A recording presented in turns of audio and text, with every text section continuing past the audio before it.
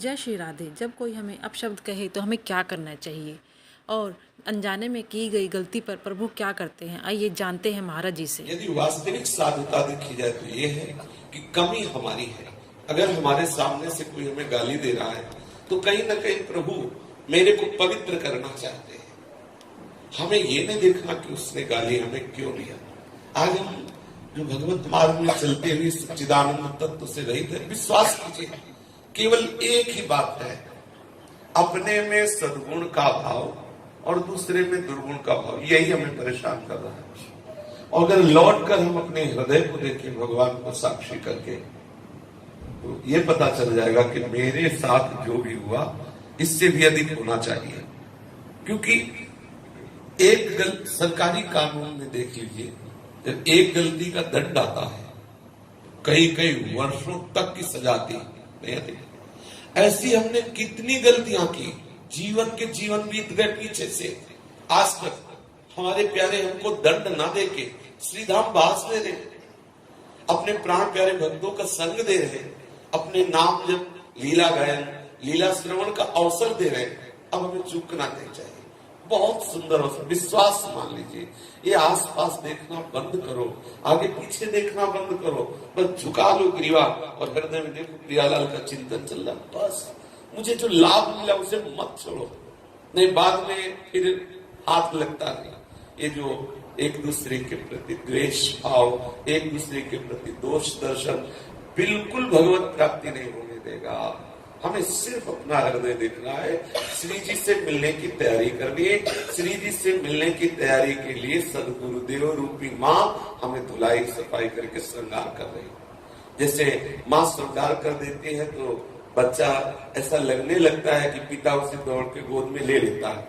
ऐसे संत सदगुरुदेव वो माँ है जो हमारी गंदगी, हमारी मलिनता, हमारी वासनाओं को हटा करके ऐसा श्रृंगार कर देते हैं कि प्रभु राजी हो जाते हैं, उसे अपनी गोद में ले लेते हैं। यद्यपि बच्चा रोता है, जब माँ स्नान आदि कराती तो बच्चा रोता है, लेकिन वो ये नहीं समझता कि माँ मेरा परम हित कर रहे हैं। ऐसे संत सदगुरुदेव आपको डांटते हैं, संत सदगुरुदेव आपको सत्मार्ग में लाने के लिए कड़े से कड़े शब्द प्रयोग करते हैं, तो उसमें अपने को ये नहीं लगना चाहिए कि ऐसा मेरे साथ क्यों, क्योंकि आप जहां पहुंचना चाहते हैं वहां ये अनिवार्य है। हम जब साधकों के अंदर आपस में, चाहे वो स्त्री साधक हो चाहे पुरुष साधक हो, जब राग द्वेष देखते हैं, भाई हम मर गए, हमारा दीक्षा के पहले जो जीवन था वो मर गए हो, उसका कोई अस्तित्व तो नहीं है। आज हम श्री हिताचार्य की शरण में हैं, आज हम श्री जी की शरणागत अपने हृदय में धारण किए, हम श्री जी के सखी हैं। अब बोलो मेरा कौन शत्रु, मेरा कौन मित्र, कौन दोषी, कौन गुणवान, भूलो उस बात को। ये जो अपने अंदर बैठा हुआ है, इसने मेरे साथ ऐसा किया, उसने वैसा किया, ये भगवान की माया श्री जी से मिलने के लिए जो बाधा पैदा करे उसको हटा दो। चाहे स्त्री साधक हो चाहे पुरुष साधक, श्री जी को प्राप्त करना नहीं कठिन है, विश्वास मान लो। ये हम अपने अनुभव की बात, अपने हृदय की बात कह रहे हैं। श्री जी से मिलने की तैयारी करना कठिन है, वो तैयारी हमारे लिए इसलिए कठिन नहीं। श्री धाम वृंदावन हमें तैयार करने वाला हिताचार्य, हमें तैयार करने वाले गुरुदेव, हमें तैयार करने वाले वाणी जो कृपा करके हमारी रोज तैयारी करवा रही श्री जी की। अब हमें बिल्कुल सावधान होना चाहिए।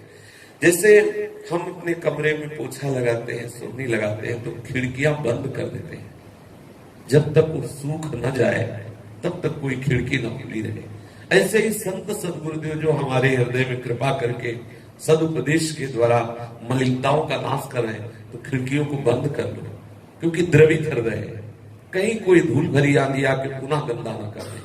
बंद करने का तात्पर्य है राग रहित हो जाना, वैराग्यवान असंगोहम पुरुषा। जब आपका हृदय विषय रस से शुष्क हो जाएगा, अभी भगवत रस से शुष्क है और विषय रस में द्रवित है, फिर क्या होगा? विषय रस से शुष्क हो जाएगा और भगवत रस में द्रवित हो जाएगा। फिर तो आप सच्ची मानिए, नेत्र खुले होने पर भी कुछ दिखाई नहीं देता। जब भाव देश में प्रिया तब तो थोड़ी दिखाई देता है, इतनी समाज बैठी है। किसी साधक ने कल प्रश्न किया कि अब हमारी रुचि जो है, अब अमुक अमुक भगवान की लीला और हम इन लीलाओं की तरफ यदि हमारी रुचि प्रिया प्रीतम के चरणारविंद में है तो हमारी पहचान उस रुचि की, और कछु न सुहाए, और कुछ है भी ऐसा अस्तित्व ही खत्म हो जाता है, और जो भी है वो मेरे प्रीतम है, खत्म क्यों सर्वानुस्तुत्यादि। कोई ये जो कटुता है, ये जो निंदा है, ये जो श्रेष्ठता और लघुता का भाव है, ये मिट जाना चाहिए। अपने में, अपनी उपासना में, अपने आचार्य गुरु के चरणों में हमारी रति होनी चाहिए, लेकिन उसमें हे भाव कहीं किसी की उपासना, कहीं किसी साधक, कहीं किसी की वृत्ति पर नहीं होनी चाहिए। नहीं, सच्ची मानिए, अगर आप किसी के प्रति भी जरा भी वृत्ति में दोष भाव लाएंगे तो आपका श्री जी का मार्ग रुक जाएगा। बड़ा सूक्ष्म मार्ग।